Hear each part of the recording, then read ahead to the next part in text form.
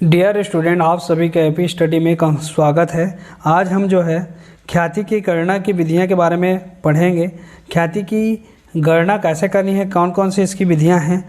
पिछले वीडियो में हमने ख्याति के बारे में पढ़ा कि ख्याति क्या है, उत्पन्न होने का कारण क्या है, ख्याति के मूल्यांकन की आवश्यकता क्यों होती है। आज हम इसकी गणना कैसे करेंगे इसके बारे में पढ़ेंगे, इसके कौन कौन सी विधियां हैं। तो ख्याति के मुख्यतः 4 प्रकार की विधियां हैं। 4 प्रकार के विधियों में ख्याति का मूल्यांकन किस विधि के आधार पर करना है, ये जो है साझेदार मिल करके तय करते हैं। क्लियर हो गया। साझेदार मिल करके तय करेंगे कि ख्याति का मूल्यांकन हम किस विधि के आधार पर करेंगे और फिर उसी विधि के आधार पर फर्म में जो है ख्याति का मूल्यांकन किया जाता है। ठीक है, तो यहाँ पर देखिए ख्याति के मूल्यांकन के 4 विधियाँ कौन कौन सी हैं। तो पहला है औसत लाभ विधि। औसत लाभ विधि जिसे हम एवरेज प्रॉफिट मेथड बोलते हैं। दूसरा है अधिलाभ विधि जिसे सुपर प्रॉफिट मेथड बोलते हैं। उसके बाद पूंजीकरण विधि जिसे कैपिटलाइजेशन मेथड बोलते हैं और वार्षिकी विधि एन्युटी मेथड बोलते हैं। ठीक है, ये 4 प्रकार की विधियाँ। इन 4 प्रकार की विधियों के बारे में हम एक एक करके पढ़ेंगे। तो यहाँ पर देखिए चारों का कैसे किस प्रकार से विस्तृत रूप से बताया गया है। तो औसत लाभ विधि, अधिलाभ विधि और पूंजीकरण विधि और वार्षिकी विधि, इसको आपको याद रखना। औसत लाभ, अधिलाभ, पूंजीकरण और वार्षिकी। औसत लाभ, अधिलाभ, पूंजीकरण और वार्षिकी विधि। इसमें 2 सेक्शन है पूंजीकरण विधि की। या तो आप औसत लाभ का पूंजीकरण विधि और दूसरा अधिलाभ का पूंजीकरण विधि। इन सारे क्वेश्चन, इनके जो क्रियात्मक प्रश्न है उनसे हम एक एक मतलब विधि को हम उपयोग करते जाएंगे और समझते जाएंगे किस प्रकार से इन विधि से जो है हम ख्याति की गणना करेंगे। चलिए आगे बढ़ते हैं। इसके पश्चात आइए हम देखते हैं पहले औसत लाभ विधि को। तो औसत लाभ विधि में यहाँ पर कुछ थ्योरी दिए हुए हैं, उसको हम समझ जाते हैं। औसत लाभ विधि क्या होता है, तो जितने भी वर्ष के इस विधि के द्वारा ख्याति का मूल्यांकन करने के लिए गत वर्षों के औसत लाभों को लिया जाता है। गत वर्ष मतलब जितने भी पिछले वर्ष हैं उन सारे पिछले वर्षों के औसत लाभ को हम लेंगे। जैसे अभी 2021 चल रहा है तो 2021 से पहले क्या था, 2020, 2019, 2018, 2017, इस प्रकार जितने भी वर्ष को लेने का निर्धारण साझेदारों के बीच होता है उसके आधार पर जो है औसत लाभ को लिया जाता है। उन वर्षों के मतलब उन वर्षों के लाभों को लेकर के हम क्या करते हैं, औसत लाभ की गणना करते हैं। तो इस विधि के द्वारा ख्याति का मूल्यांकन करने के लिए गत वर्षों के औसत लाभों को लिया जाता है। यह लाभ कितने वर्षों का लिया जाए उसका निर्धारण साझेदारों के बीच अनुबंध के द्वारा निर्धारण होता है। उस औसत लाभ को दोगुना या तिगुना करके ख्याति की गणना की जाती है। ठीक है, यहाँ पर फार्मूला दिया हुआ है ख्याति बराबर औसत लाभ गुणित क्रय के वर्षों की संख्या। औसत लाभ गुणित क्रय के वर्षों की संख्या ख्याति के प्रश्न में दिया रहेगा कितने वर्षों की मतलब क्रय के आधार पर है, तो वो हम इस मेथड से बनाएंगे। तो goodwill equal to average profit into number of years purchase. ठीक, उसके बाद यहाँ पर देखिए औसत लाभ कैसे निकालेंगे। तो औसत लाभ के लिए गत वर्षों के कुल लाभ में हम घटाएंगे वर्षों की हानि, यदि कोई है हानि तब की बात है।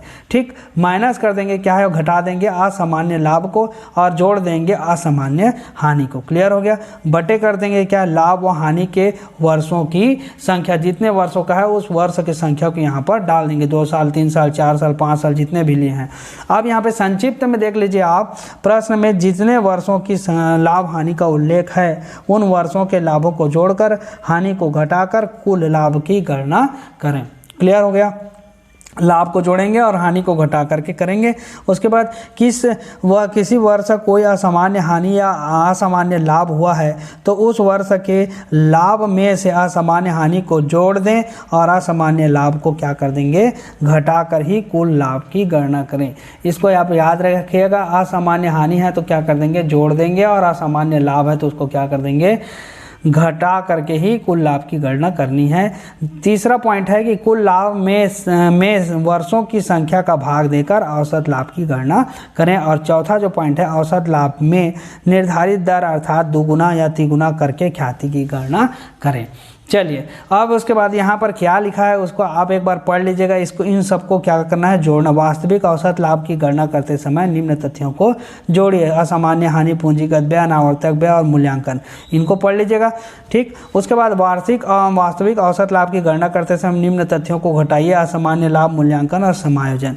क्लियर हो गया। अब हम डायरेक्ट जो है प्रश्न की ओर चलते हैं। इनका उपयोग कब होगा उसको मैं बाद में बताऊंगा। अभी जो है औसत लाभ विधि का उपयोग कर रहे हैं हम। औसत लाभ विधि के बारे में पढ़ रहे हैं, तो औसत लाभ विधि के उदाहरण के प्रश्नों को देखते हैं। औसत लाभ विधि में यहाँ पर देखिए, व्यापारी ने पिछले 5 वर्षों में क्रमशः 4,000, 3,000, 2,500 और 3,500 मतलब 3,500 और 2,000 लाभ के कमाए आय।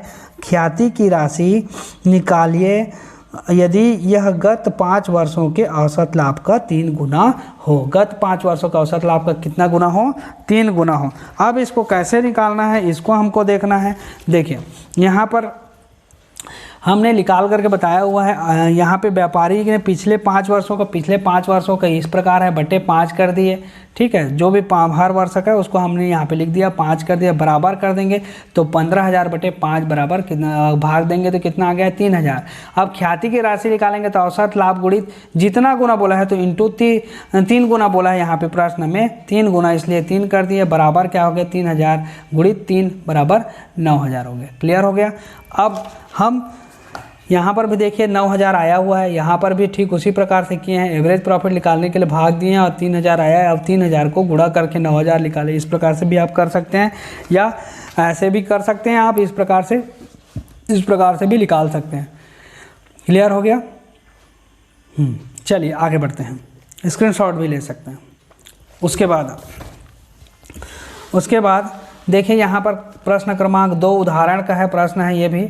प्रश्न क्रमांक 2 में क्या लिखा है, एक फर्म की विगत 5 वर्षों की लाभ हानि इस प्रकार है। 5 वर्षों का लाभ हानि देखिए, 1992 में 15,000 का लाभ हुआ, 1993 में 13,000 का, 1994 में 8,000 का हानि हो गया। लाभ 10,000 रुपया हो गया। 1995 लाभ जो है 10,000 और 1996 का लाभ 15,000। तो यहाँ पर देखिए क्या है, एक जगह हानि है और बाकी सभी जगह लाभ है। तो हम पहले क्या करेंगे, लाभ को पहले लिख देंगे, हानि को बाद में माइनस कर देंगे। तो यहाँ पर जितने भी लाभ है जैसे 15,000, 13,000 और यहाँ पे 10,000 और 15,000, इसको लिख दिया और माइनस कर दिए 8,000 जो हानि है उसको, और इन सब को जोड़ करके हम इसको माइनस करेंगे तो 53,000 माइनस कितना हो गया, 8,000 हो गया बटे 5, क्योंकि 5 वर्ष का हमने लिया है यहाँ पर, तो 5 वर्षों का औसत लाभ लिया है, इसलिए 5 वर्ष 5 लिख दिए, बराबर क्या कर दिए 45,000 बटे 5, तो 5 निया 45, और जब काटेंगे तो 5 कम 5 निया तो 9,000 आ गया।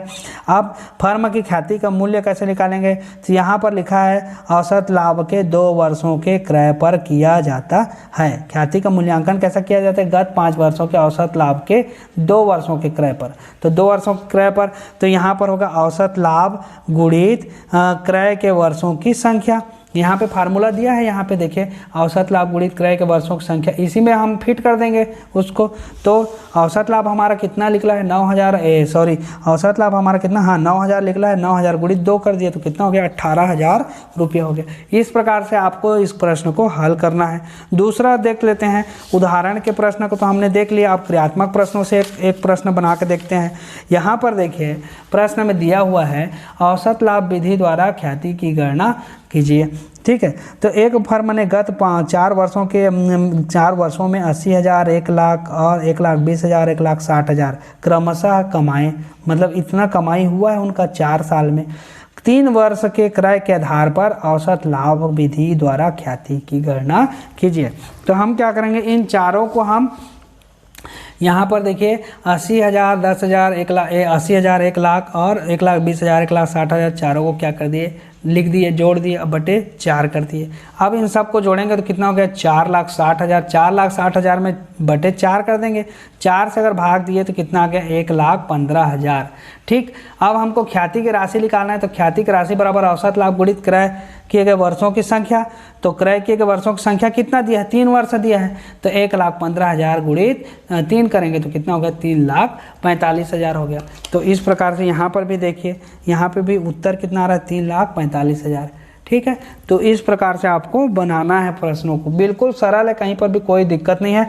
जहाँ पर जैसे उदाहरण क्रमांक 2 को देखें हम, उसमें क्या हुआ था, उसमें जो है हमने माइनस किया था, एक हानि था उसको, ठीक। उसी प्रकार जहाँ पर हानि दिखेगा उसको हम माइनस कर देंगे, लाभों को जोड़ देंगे, एक तरफ हानि है तो उसको माइनस करके फिर अवसाद लाभ निकाल लेंगे। क्लियर हो गया।